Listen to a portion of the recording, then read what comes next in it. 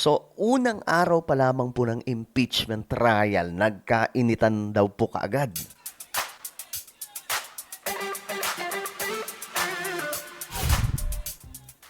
Yo, what's up guys? This is me. We are back dito sa ating YouTube channel at ito pag-usapan po natin mga sangkay ang mainit po. Nagisahan po doon po sa Senado.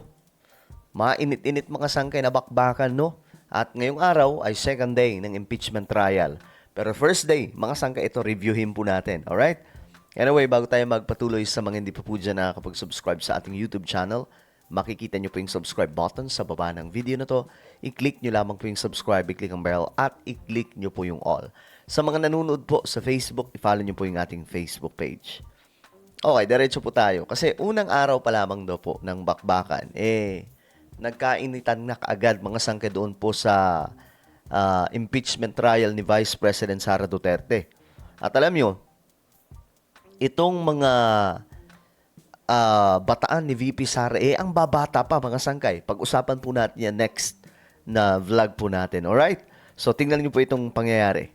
Lead House Prosecutor Jervy muling nagharap sina Lead House Prosecutor Jervy Luistro at Lead Defense Counsel Sheila Sison sa unang araw ng impeachment.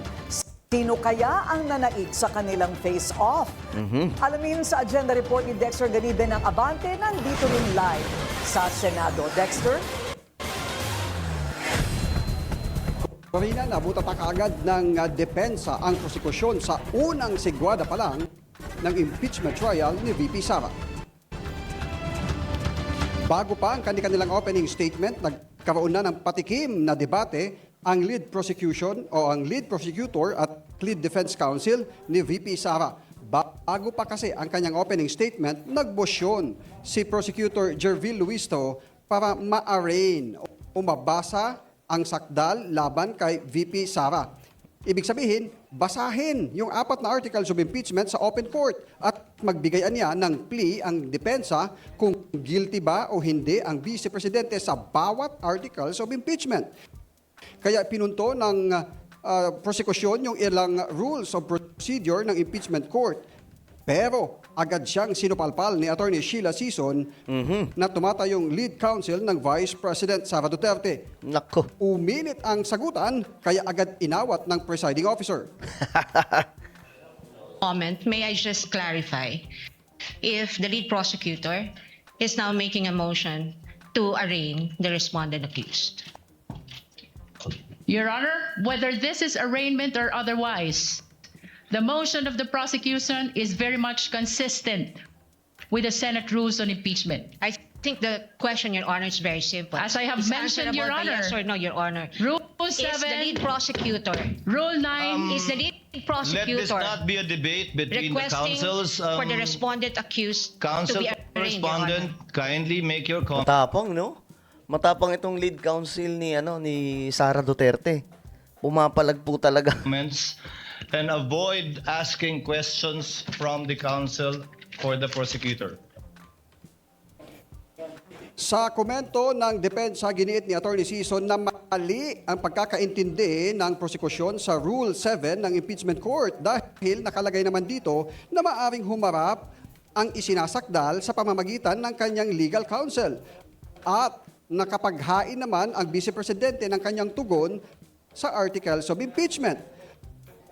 Sasayang din anya ng oras ang panukalang basahin sa korte yung 23 pahinang articles of impeachment. At panghuli, giniit ni Sison na kailangan munang maipresenta ang lahat ng ebidensya sa lahat ng articles of impeachment bago magdesisyon ang korte at hindi pwede yung paisa-isang desisyon sa bawat articles hanggat hindi natatapos ang lahat. Kaya ang pasya ng impeachment court denied ang motion ng prosekusyon. Naka 1-0 pala sila dito mga sangkay, no? Kumbaga, nanaig pala dito yung... ito mga sangkay, pakinggan nyo po. Naka 1-0 dito yung kampo ni Sara, tingnan nyo. Tayo mga sangkay, ito lang, paintindi lang po natin. Nagdi-discuss po tayo patungkol po dito mga sangkay ng neutral lang. Okay, hindi po tayo, wala tayong kinikilingan, wala tayong kinakampihan. Neutral tayo dito mga sangkay para hindi po masyadong Hindi po tulad ng iba na nakikipagbardagulan, nakikipaghimuran mga sangkay, di ba? Tayo dito neutral lang. Kung ano makita natin, yun na yun. So dito mga sangkay, pakinggan nyo po kung sino ang nanaig. Bago magdesisyon ang korte at hindi pwede yung paisa-isang desisyon sa bawat articles hanggat hindi natatapos ang lahat. Kaya ang pasya ng impeachment court Ang pasya ng impeachment court ng Senado, denied ang motion ng prosekusyon. denied ang motion ng prosekusyon. Naka 1-0 dito.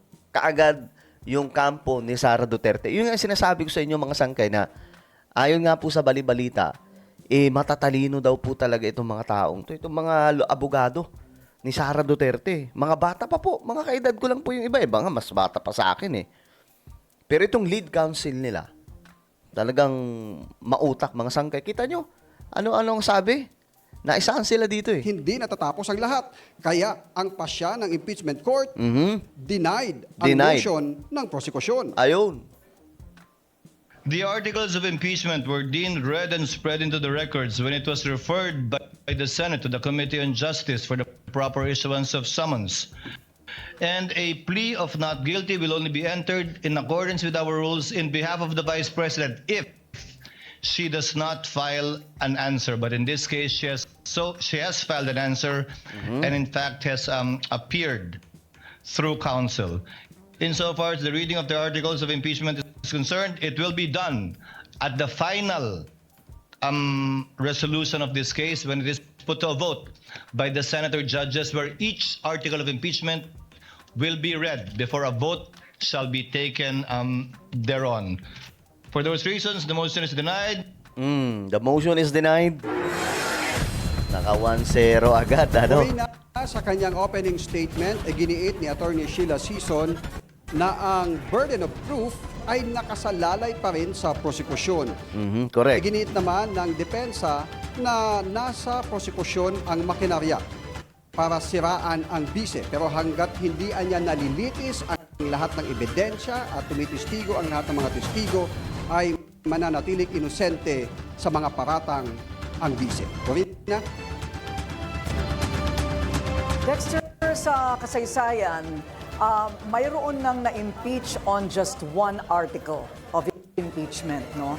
Ang ibig bang sabihin nito, kailangan pa nating pakinggan lahat ng apat? Kahit sabihin mong sila ay nagdesisyong, halimbawa lang, in theory, that she is guilty of grave threats against the president. Kailangan pa rin natin pakinggan yung iba. Hindi pa sila magdedesisyon. Iapat yun mga sangkay. Tama ka dyan, Corina, dahil paliwanag ng presiding officer batay sa nakasaad sa Rules of Procedure ng Impeachment Court, kailangang dinggin, ipresenta at litisin ang lahat ng ebidensya sa Article 4, Tagal nun, 4 yun eh. Article 1, Article 3 at Article 2 na siyang pagkasunod-sunod ng paglilitis doon sa articles of impeachment bago sila mag-decide. At yung pag-decide nila ay maaring isa-isa, i-decide nila yung Article 3, Article 1, Article 4, Article 2 kapag naipresenta na lahat. Corina. Okay, so dito mga sangkay, malinaw no na naisahan ng kampo ni Sara ang prosecution, no? Yung team ng yung mga prosecutor, mga sangkay mula po sa House of Representatives. So, well, kayo mga sangkay, ano pong inyong opinion dyan? Yun po yung unang araw, no, ng bakbakan sa trial ng impeachment ni Vice President Sara Duterte. Ano pong inyong opinion? Comment down below. Meron tayong YouTube channel. Ito po ay Sangkay Revelation. Hanapin nyo po ito sa YouTube ngayon din. Kapag nakita nyo na, i-click nyo po yung subscribe, i-click ang bell, at i-click nyo po yung all. Ako na po ay magpapaalam. Mag-iingat pong lahat. God bless everyone.